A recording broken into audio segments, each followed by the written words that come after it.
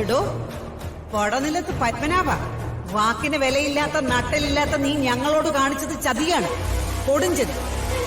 നീ കാണിച്ച നെറുകേടിന് എന്താ ചെയ്യേണ്ടതെന്ന് അറിയാവോ? നാണം കെട്ടവന്.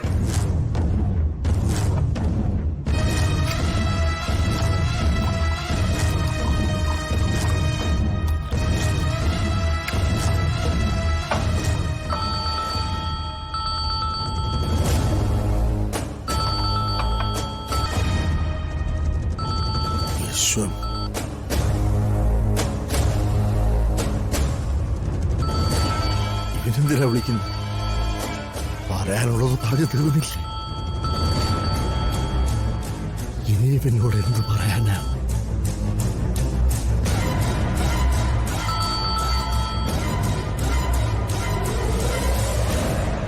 വിശ്വം, ഒടുവിൽ നിങ്ങൾ അവന് തന്നെ നിങ്ങളുടെ മോളെ പിടിച്ച് കെട്ടിച്ചു കൊടുത്തു അല്ലേ? അത് പിന്നെ അങ്ങനെ സംഭവിച്ചു. നാട്ടുകാരുടെ മുന്നിൽ മുഖം രക്ഷിക്കാൻ എനിക്കതല്ലാണ്ട് വേറെ മാർഗമില്ലായിരുന്നു.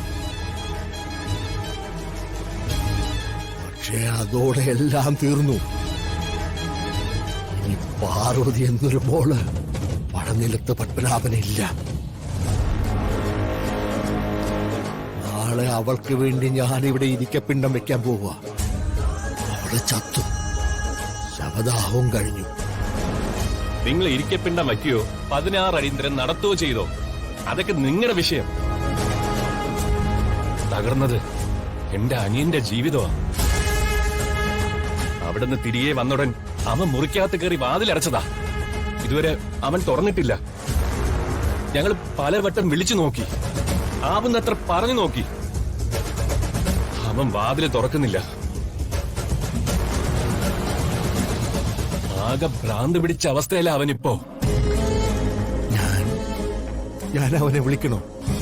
അവൻ ഫോൺ സ്വിച്ച് ഓഫ് ചെയ്ത് വെച്ചിരിക്കുക. പിന്നെ എങ്ങനെ വിളിക്കും? അല്ലെങ്കിൽ തന്നെ അവനെ വിളിച്ചിട്ട് എന്ത് പറയാനാ? വെറുതെ അവനെ മോഹിപ്പിച്ചിട്ട് അവസാനം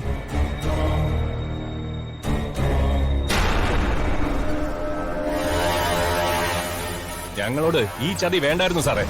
വിശ്വ, ചതിച്ചത് ഞാനല്ലല്ലോ, അവളല്ലേ. എന്റെ മകളായിരുന്ന അവളല്ലേ. അവളല്ലേ നമ്മുടെ രണ്ടു കൂട്ടരെയും ചതിച്ചത്.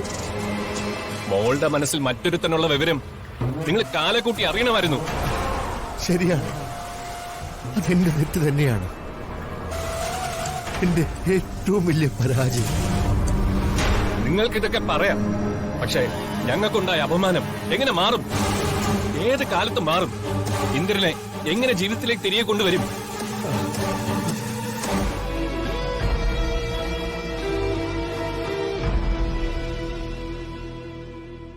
ഞാൻ പാറുവിന്റെ കാല് പിടിച്ച് പറയാം. എന്റെ പിള്ളേരെയും നാട്ടുകാരെയും വിശ്വസിപ്പിക്കാൻ വേണ്ടി മാത്രമാണ് പാറുവിന്റെ കഴുത്തിൽ ഈ താലി ഉണ്ടാവണമെന്ന് ഞാൻ പറയുന്നത്. അല്ലാതെ പാറുവിനെ ഒരിക്കലും ഞാൻ എന്റെ ഭാര്യയുടെ സ്ഥാനത്ത് കാണില്ല, ഒരു നോട്ടത്തിലോ വാക്കിലോ പോലും. അതിനുള്ള യോഗ്യത എനിക്കില്ലെന്ന് എനിക്കത് നേട്ടറിയാം.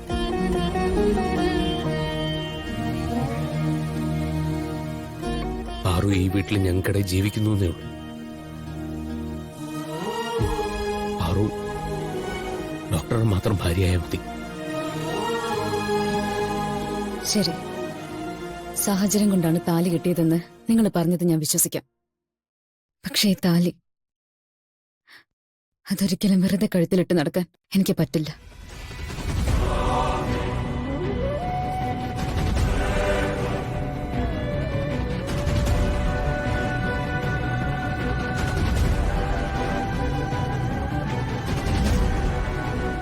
ഇതെനിക്കൊരു ഭാരമാണ്.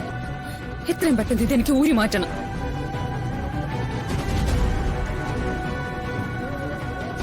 എനിക്ക് മനസ്സിലാവുന്നുണ്ട് പാറുവിന്റെ മാനസികാവസ്ഥ.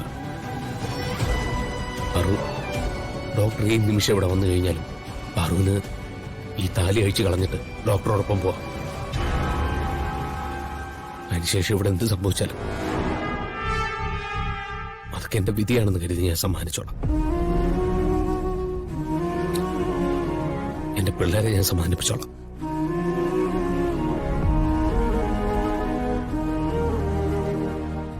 പക്ഷെ ഡോക്ടർ പാറുവിന്റെ അടുത്ത് എത്തുന്നവരെ ആ താലി അവിടെ തന്നെ കിടന്നോട്ടെ.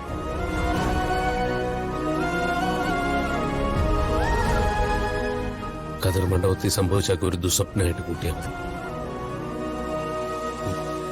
മറ്റുള്ളവരെ ബോധിപ്പിക്കാൻ വേണ്ടി മാത്രം ഞാൻ ഓരോന്ന് യാന്ത്രികമായിട്ട് ചെയ്തു പോയെന്നേ ഉള്ളൂ.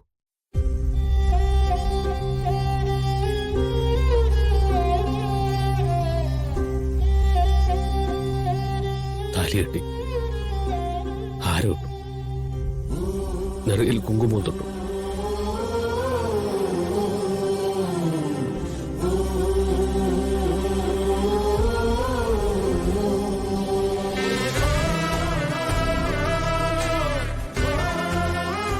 പാറു പറഞ്ഞ പോലെ തന്നെ മരവിച്ച മനസ്സോടെ ഞാനും എല്ലാം ചെയ്തു.